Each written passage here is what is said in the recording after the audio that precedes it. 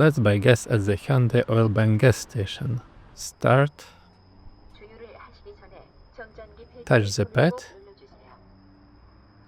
Now this machine offers 5 payment options: credit card, corporate card, welfare card, mobile gift certificate, cash. We choose the credit card. Yellow for gasoline. Approve. Here we choose the amount of gasoline and the screen splits in two. On the left side you can see the money in tens of thousands of won, and on the right side liters of gasoline.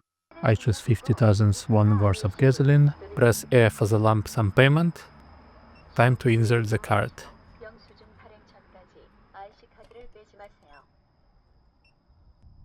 Here you scratch the bonus card. I don't have it, so I press OpSim.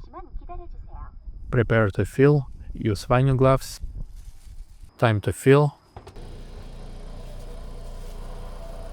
We wait until the tank gets filled. With the current price for 50,000 won, we got 31 liters of gasoline.